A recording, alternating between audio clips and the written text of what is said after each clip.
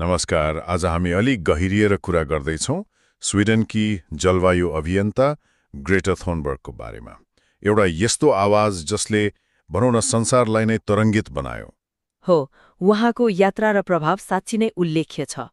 हामीसँग विभिन्न लेख, विश्लेषण, उहाँकै भाषण सङ्ग्रह अनि पुस्तकहरूका केही अंशहरू पनि छन्।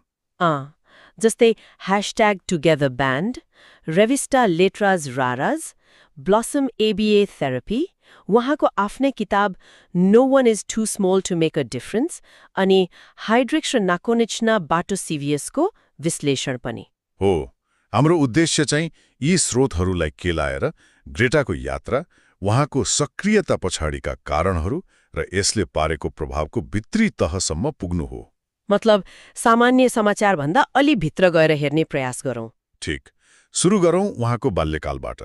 हामीले चिनेको निडार अभियन्ता बन्नु अघि उहाँको जीवन कस्तो थियो?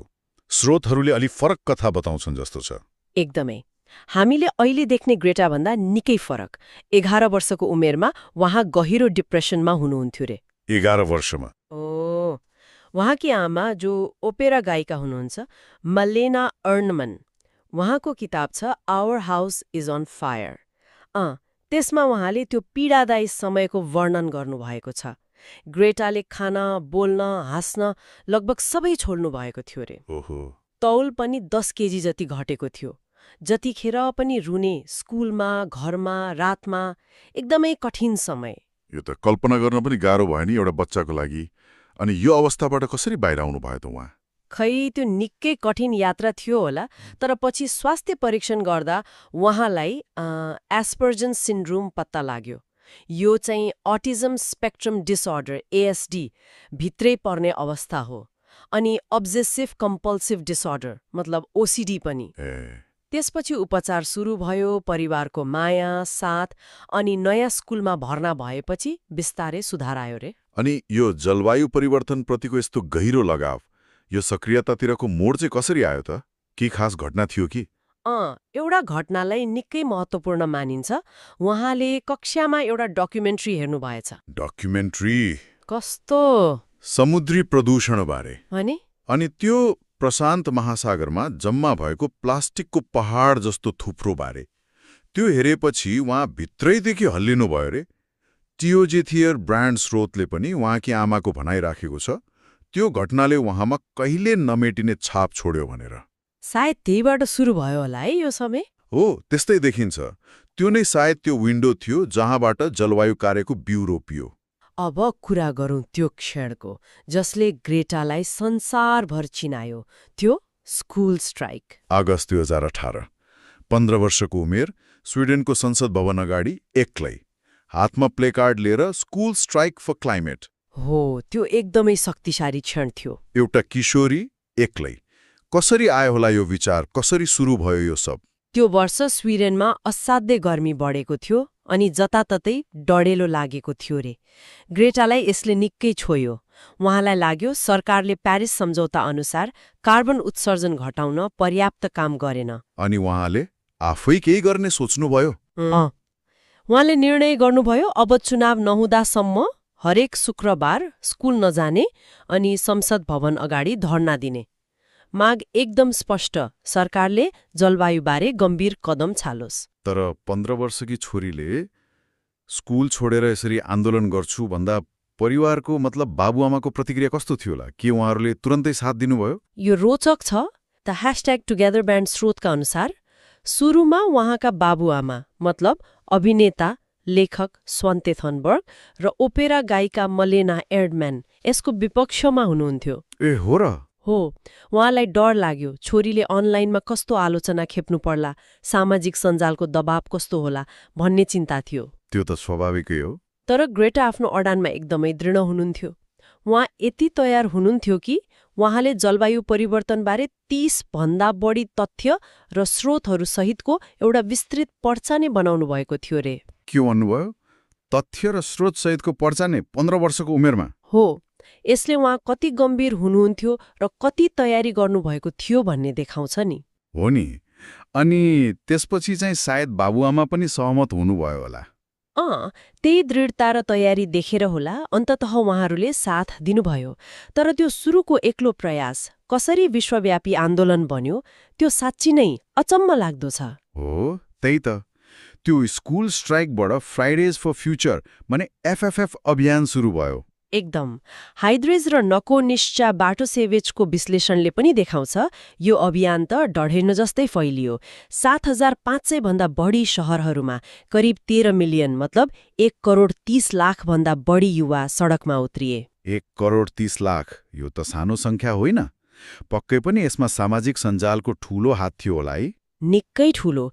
हाइड्रिक्स र नकोनिश्चा बाटोसेविचकै अध्ययनले भन्छ इन्स्टाग्राम, ट्विटर, फेसबुक यी प्लेटफर्मले उहाँको सन्देश र अभियानलाई विश्वभर पुर्याइदियो।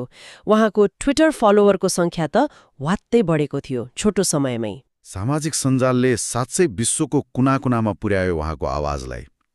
तर यो समय दौडधुप, यो चर्चा, यसले ग्रेटालाई व्यक्तिगत रूपमा कस्तो असर गर्यो होला? पहिले डिप्रेसन भोगेको मान्छेहरूसँग बोल्न पनि हिचकिचाउने भनेर हामीले कुरा गर्यौं। यो नयाँ भूमिकाले उहाँलाई कसरी बदल्यो? यो पनि महत्त्वपूर्ण कुरा हो। उहाँका बुबा स्वान्ते थनबर्गले टुगेदर ब्यान्डसँगको कुराकानीमा भन्नुभएको छ यो सक्रियताले ग्रेटालाई मानव कि नयाँ जीवन दियो। नयाँ जीवन कसरी? उहाँ फेरि हाँस्न थाल्नुभयो, रमाइलो गर्न थाल्नुभयो, अझ सामान्य देखिन थाल्नुभयो रे। अनि सबैभन्दा अचम्मको कुरा के थियो भने पहिले मान्छेहरूसँग बोल्न धक मान्ने ग्रेटा प्रदर्शनको क्रममा पत्रकारहरूका प्रश्नको जवाफ एकदम निर्धक्क भएर स्पष्टसँग दिन थाल्नुभयो। यो देखेर उहाँका बाउआमा नै छक्क पर्नु भएको थियो रे। यहीँनिर एउटा अर्को चाखलाग्दो कुरा जोडिन्छ। ग्रेटाले सार्वजनिक रूपमै आफ्नो अटिजम मतलब एस्पर्जरलाई कमजोरी होइन सुपर पावर भन्नुभएको छ। हो, उहाँले यो कुरा धेरै पटक भन्नुभएको छ। ब्लसम एबीए थेरेपी र टुगेदर ब्यान्ड जस्ता स्रोतले पनि यसलाई उल्लेख गरेका छन्। यो कसरी सुपर पावर बन्यो त? सामान्यतया चुनौती मानिने कुरा उहाँको लागि शक्ति कसरी भयो? हो, यो साँच्चै विचार गर्नुपर्ने पक्ष हो। स्रोतहरूले के औल्याएका छन् भने अटिजमसँग जोडिएका केही विशेषताले उहाँको सक्रियतालाई अनौठो किसिमले सहयोग पुर्यायो। पहिलो कुरा हो कुनै विषयमा एकदमै गहिरिएर ध्यान केन्द्रित गर्ने क्षमता, जसलाई हाइपरफोकस भनिन्छ। हाइपरफोकस? ब्लसम एबीए थेरेपीको विश्लेषण अनुसार यो क्षमताले गर्दा उहाँले जलवायु विज्ञान जस्तो जटिल विषयको तथ्य र तथ्याङ्कमा डुब्न, त्यसलाई राम्रोसँग बुझ्न, सम्झन र विश्लेषण गर्न सक्नुभयो। अनि उहाँको बोल्ने शैली पनि त अलि फरक छ नि। एकदम सिधा कुरा गर्ने, कहिलेकाहीँ अलि कडा पनि सुनिन्छ। कि यो पनि त्यसैसँग जोडिएको हो? हो, त्यो दोस्रो महत्त्वपूर्ण पक्ष मान्न सकिन्छ। स्पष्ट र प्रत्यक्ष संचार शैली, ब्लन्ट कम्युनिकेसन स्टाइल भन्छन् नि। रिविस्ता लेट्रास रारास र हाइड्रिच एन्ड नाकोनिचना बार्थोसिविचको विश्लेषणमा पनि यो कुरा आएको छ। उहाँ सामाजिक औपचारिकताको त्यति वास्ता गर्नुहुन्न, कसैलाई चित्त दुख्छ कि भनेर कुरा घुमाउनुहुन्न। हो, त्यो देखिन्छ। जलवायु सङ्कट कति गम्भीर छ त्यो कुरा जस्ताको तस्तै कडा शब्दमा राख्नुहुन्छ। यसले सुरुमा कतिलाई असहज लाग्यो होला, तर उहाँको सन्देशलाई निकै शक्तिशाली र यादगार बनाइदियो। हाइपरफोकस र स्पष्ट बोली। अरू केही छ जसले उहाँको सक्रियतालाई बल दियो? तेस्रो पक्ष हो न्यायप्रतिको गहिरो संवेदनशीलता, sensitivity to injustice. Blossom ABA थेरापीको लेख अनुसार अटिजम भएका कतिपय व्यक्तिमा न्याय, अन्याय, निष्पक्षता जस्ता कुराप्रति तीव्र संवेदनशीलता हुन्छ। जलवायु परिवर्तनले भविष्यका पुस्ता, गरिब देशहरू, सीमान्तरित समुदायमा जुन असमान र अन्यायपूर्ण असर पार्छ नि, त्यसले ग्रेटालाई भित्रैदेखि छोएको र उहाँलाई निरन्तर लड्न प्रेरित गरिरहेको देखिन्छ। तर यी त भए शक्तिका कुरा, चुनौतीहरू पनि त थिए होला नि है? उहाँले आफै पनि सेलेक्टिभ म्युटिजम मतलब केही परिस्थितिमा बोल्न नसक्ने अवस्था अनि डिप्रेसन जस्ता कुरा भोगे भन्नुभएको छ। पक्कै पनि चुनौतीहरू ठूलै थिए र उहाँले ती कुरा लुकाउनु भएको पनि छैन, सार्वजनिक रूपमै भन्नुभएको छ। तर महत्त्वपूर्ण कुरा के हो भने उहाँले ती चुनौतीहरूलाई नै आफ्नो शक्तिको स्रोत बनाउनु भयो। त्यो कसरी? ब्लसम एबीएको विश्लेषणले भन्छ उहाँले अटिजमबारे समाजमा भएको नकारात्मक धारणालाई नै चुनौती दिनुभयो। उहाँले न्युरोडाइभर्सिटी भन्ने अवधारणालाई बल पुर्याउनु भयो। न्युरोडाइभर्सिटी? यसको मतलब हो मान्छेको दिमाग फरक फरक तरिकाले काम गर्छ, जसरी हाम्रो अनुहार फरक हुन्छ। र यो भिन्नता कमजोरी होइन, बरु एक किसिमको विविधता र शक्ति हो। उहाँको सफलताले यो कुरालाई स्थापित गर्न धेरै मद्दत गर्यो। एउटा 15 वर्षे किशोरीको अभियान, यति ठूलो तरङ्ग, अब यसको वास्तविक प्रभाव के रह्यो त? साँच्चीकै केही परिवर्तन भयो? स्रोतहरूले के भन्छन्? प्रभाव त निकै फराकिलो देखिन्छ। यसलाई केही कोणबाट हेर्न सकिन्छ। पहिलो र सबैभन्दा स्पष्ट प्रभाव त विश्वव्यापी युवा जागरण नै हो। हो, त्यो त देखियो नि। हेड्रिच र नाकोन्यास्ना बाटोसेभिचको अध्ययनमा त ग्रेटा इफेक्ट भन्ने शब्द नै प्रयोग भएको छ। लाखौं युवा सडकमा आए, जलवायुबारे बहस चर्क्यो। बेलायतमा एउटा सर्वेक्षण भएको थियो रे। त्यसले के देखायो भने युवाहरूमा सामाजिक सञ्जाल मार्फत सामाजिक मुद्दामा सक्रियता बढेको छ। त्यसलाई पनि ग्रेटा इफेक्टसँग जोडियो। युवाहरू त जागे, तर नीति बनाउने तहमा, मतलब सरकारहरू, नेताहरू, उनीहरूमा केही असर पर्यो कि परेन? पर्यो, केही हदसम्म पर्यो। उहाँले पोप फ्रान्सिसदेखि लिएर बाराक ओबामा, एन्जेला मर्केल जस्ता विश्वका शक्तिशाली नेताहरूसँग भेट्नुभयो। हेड्रिच र नाकोनियास्ना बाटोसेभिचकै अध्ययन अनुसार युरोपीय आयोगका तत्कालीन अध्यक्ष थिए नि जङ्कर, उहाँले EU बजेटको ठूलो हिस्सा, झण्डै 1/4 जति जलवायु कार्यमा लगाउने घोषणा गर्नुभयो। यसलाई ग्रेटाको सक्रियताको प्रत्यक्ष परिणाम मानियो। त्यो त ठूलै कुरा भयो। हो नि। अनि बेलायत, आयरल्यान्ड, स्कटल्यान्ड जस्ता देशका संसदले अनि पोप फ्रान्सिसले समेत जलवायु आपतकाल घोषणा गरे। अरू केही उदाहरण? अर्को उदाहरण हेरौँ न। स्विडेनकै गोथेनबर्ग शहरमा एउटा जीवाश्म ग्यास टर्मिनल बनाउने योजना थियो। त्यो योजना वातावरणीय दबावका कारण रद्द भयो। त्यसमा पनि ग्रेटा प्रेरित आन्दोलनको भूमिका थियो भन्ने मानिन्छ। अनि अन्तर्राष्ट्रिय सम्मान र पुरस्कारहरूको त लामै सूची छ उहाँको, होइन र? हो, त्यसले पनि उहाँको आवाजलाई थप वैधता र पहुँच दियो। 2019मा टाइम म्यागजिनको पर्सन अफ द इयर बन्दा उहाँ अहिलेसम्मकै सबैभन्दा कम उमेरको व्यक्ति हुनुहुन्थ्यो। अनि #टुगेदरब्यान्ड स्रोत अनुसार उहाँ लगातार 5 वर्ष, मतलब 2019देखि 2023सम्म नोबेल शान्ति पुरस्कारको लागि मनोनित हुनुभयो। नोबेल शान्ति पुरस्कारको लागि 5 पटक? हो। अनि एम्नेस्टी इन्टरनेसनलको प्रतिष्ठित एम्बेसडर अफ कन्साइन्स अवार्ड पाउनुभयो। वैकल्पिक नोबेल भनिने राइट लाइभलीहुड अवार्ड जस्ता अरू थुप्रै सम्मान पनि। जति ठूलो अभियान चल्दा वैज्ञानिक समुदायको प्रतिक्रिया चाहिँ कस्तो रह्यो? उनीहरूले के भने? उहाँलाई वैज्ञानिक समुदायबाट निकै बलियो समर्थन मिल्यो। हाइड्रिच र नकोनिचना बर्तोसिवेचको लेखमा उल्लेख छ, सयौं वैज्ञानिकहरूले त खुला पत्र नै लेखेर उहाँको अभियान र युवाहरूको माग वैज्ञानिक रूपमा सही छ भनेर समर्थन जनाए। त्यसले त झन् बल पुग्यो होला। एकदमै। त्यसले उहाँको अभियानलाई झनै बलियो आधार दियो। पर यति ठूलो प्रभाव र चर्चासँगै आलोचना पनि त चर्कुने भयो होला नि? अवश्य भयो। आलोचना पनि व्यापक र विभिन्न तहबाट भयो। कस्ता खालका आलोचना भए? कोबाट भए? केही राजनीतिक नेताहरूले त सिधै विरोध गरे।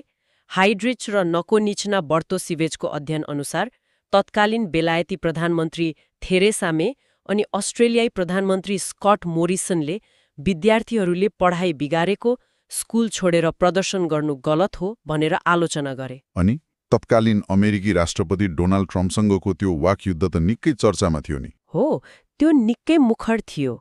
ट्रम्पले पटक पटक सामाजिक सञ्जालमा ग्रेटाको खिल्ली उडाउनु भयो। उहाँको हाउभाउ, उहाँको रिस, उहाँको उमेर सबैमाथि टिप्पणी गर्नुभयो। हो, मैले पनि देखेको थिएँ त्यो। उहाँ Time person of the year बनेकोमा व्यङ्ग्य गर्दै ग्रेटाले आफ्नो रिस नियन्त्रण, मतलब एङ्गर म्यानेजमेन्टमा काम गर्नुपर्छ, साथीसँग फिल्म हेरेर चिल गर्नुपर्छ जस्ता कुरा लेख्नुभयो। राजनीतिक वृत्त बाहिर अरू कस्ता आलोचना सुन्नु पर्यो त उहाँले? केहीले उहाँलाई अरूले उचालेको, वयस्कहरूको स्वार्थमा चलेको कठपुतली भनेर आरोप लगायो। यो आरोपलाई ग्रेटाले सधैँ अस्वीकार गर्दै आउनुभएको छ। उहाँले आफ्ना भाषण आफै लेख्ने र आफ्नो अभियान स्वतन्त्र रहेको बताउनुहुन्छ। अनि रिभिस्टा लेट्राज राराजको लेख अनुसार फ्रान्सको भालो आक्तुएल जस्ता केही दक्षिणपन्थी मिडियाले त उहाँको वैज्ञानिक बुझाइ र उहाँको मानसिक स्वास्थ्यमाथि नै प्रश्न उठाए। ओहो, त्यतिसम्म? तर यी सबै आलोचनाका बावजुद उहाँ आफ्नो लक्ष्यमा अडिग रहनुभयो। अब अलिकति उहाँको सन्देश दिने शैलीबारे कुरा गरौँ। संयुक्त राष्ट्रसङ्घमा दिएको त्यो चर्चित हाउ डेयर यू भाषण होस् वा अरू मञ्चमा बोलेका कुरा, उहाँको शैली निकै प्रत्यक्ष भावनात्मक हुन्छ। हो, एकदमै। कतिले यसलाई अलार्मिस्ट अर्थात् डर देखाउने मात्र भन्छन्, कतिले चाहिँ शैक्षिक अर्थात् जानकारीमूलक पनि भन्छन्। स्रोतहरूले यो दुई विधालाई कसरी हेरेका छन्? यो निकै महत्त्वपूर्ण प्रश्न हो। रेविस्टा लिचाज रारास र हेड्रिच एन्ड नाकुनिच्ना बर्टोसेविचको विश्लेषण हेर्दा उहाँको शैलीमा यो दुवै तत्त्व मिसिएको पाइन्छ। उहाँ जान how dare you, our house is on fire, panic जस्ता शक्तिशाली भावनात्मक र झस्काउने शब्दहरू प्रयोग गर्नुहुन्छ। यसले मानिसहरूको ध्यान तत्काल खिच्छ, सङ्कट कति गम्भीर छ भन्ने कुरालाई तुरन्तै उजागर गर्छ। यो भयो उहाँको अलार्मिस्ट पक्ष। तर के यो डर देखाएर तर्साउनु मात्र हो त? होइन, त्यति मात्रै होइन। त्यो सँगसँगै उहाँको हरेक दाबी र तर्क विज्ञानमा आधारित हुन्छ। उहाँ बारम्बार आइपीसीसी मतलब जलवायु परिवर्तन सम्बन्धी अन्तर सरकारी समितिको रिपोर्टलाई उद्धृत गर्नुहुन्छ। उहाँको किताब no one is too small to make a डिफरेन्समा भएका भाषणहरू पढ्दा पनि यो स्पष्ट हुन्छ। भनेपछि तथ्य पनि सँगै आउँछ? एकदम। उहाँको उद्देश्य मानिसलाई तथ्यबारे जानकारी दिनु, सत्य उजागर गर्नु हो, अनि विशेष गरी निर्णय गर्ने ठाउँमा बसेकाहरूलाई तत्काल कदम चाल्न दबाब दिनु हो। यो भयो उहाँको शैक्षिक पक्ष। मतलब दुवै पक्ष रहेछ। हो, त्यसैले स्रोतहरूको विश्लेषणलाई मान्ने हो भने उहाँको अलार्मिस्ट र शैक्षिक शैली विरोधाभासी होइनन्, बरु एक अर्काका पूरक हुन्। यो उहाँको सन्देशलाई प्रभावकारी बनाउने एउटा सोच विचारपूर्ण रणनीति जस्तो देखिन्छ। रणनीति नै? उहाँ मुद्दालाई कालो र सेतोमा प्रस्तुत गर्नुहुन्छ, किनभने उहाँको विचारमा जब पृथ्वी र हाम्रो भविष्य नै दाउमा छ, तब बीचको बाटो वा सम्झौताको कुनै अर्थ रहँदैन। हेड्रिक र नाकुनिच्ना बर्टोसेविचले यसलाई उहाँको अटिजम निदानसँग जोडिएको त्यो सिधा र स्पष्ट सोच्ने तरिकासँग पनि सम्बन्धित हुन सक्ने सङ्केत गरेका छन्। साँच्चै नै गहिरो कुरा। आज हामीले विभिन्न स्रोतहरूको आधारमा ग्रेटा थनबर्गको यात्रालाई केलायौं। उहाँको निजी सङ्घर्षबाट सुरु भएर विश्वव्यापी अभियानको प्रतीक बन्नेसम्म। हो, उहाँको कथाले के देखाउँछ भने कसरी व्यक्तिगत चुनौतीहरू नै शक्तिको स्रोत बन्न सक्छन्, र उहाँको किताबको शीर्षकले भने जस्तै साँच्ची नै फरक पार्नको लागि कोही पनि धेरै सानो हुँदैन। एकदम। उहाँको त्यो मिश्रित सञ्चार शैली, अटिजमले दिएको त्यो अनिट्य दृष्टिकोण अनि सामाजिक सञ्जालको कुशल प्रयोग, यी सबैले उहाँलाई विश्लेषकहरूले भन्ने गरेको नर्म इन्टरप्रेन्योर बनाएको छ। नर्म इन्टरप्रेन्योर त्यो भनेको? मतलब त्यस्तो व्यक्ति जसले समाजले सामान्य मान्दै आएका सोच, मान्यता र व्यवहारलाई बदल्न भूमिका खेल्छ। हाइड्रिक र नाकुनिच्ना बर्टोसेविचको अध्ययनले पनि यसलाई पुष्टि गर्छ। ग्रेटाले जलवायुबारे सोच्ने तरिका र त्यसमा युवाको भूमिका बारेको धारणालाई नै बदल्न मद्दत गर्नुभयो। हो नि? सँगसँगै जसरी ब्लसम एबीए थेरापीको लेखले भन्छ, उहाँले न्युरोडाइभर्सिटी अर्थात् फरक तरिकाले सोच्ने क्षमता कमजोरी होइन भन्ने कुरालाई पनि बलियो बनाउनुभयो। यो सबै कुरा सुन्दा एउटा अन्तिम विचार मनमा आउँछ। ग्रेटा र उहाँ जस्ता संसारभरका युवा अभियन्ताहरूको यो जुन उदय छ नि, यसले परम्परागत राजनीति र शक्ति संरचनालाई कस्तो आधारभूत चुनौती दिइरहेको छ। के यस्ता व्यक्तिगत र सामूहिक अभियानहरूले जलवायु परिवर्तन जस्ता जटिल विश्वव्यापी मुद्दाहरूको समाधान खोज्ने तरिका र अन्तर्राष्ट्रिय सहकार्यलाई साँच्चै नयाँ मोड दिन सक्लान् त? खै, यो प्रश्नको जवाफ त भविष्यले नै देला, तर यसमा गहिरिएर सोच्नुपर्ने बेला भने पक्कै आएको छ। एकदम सोच्न बाध्य पार्ने विषय हो यो।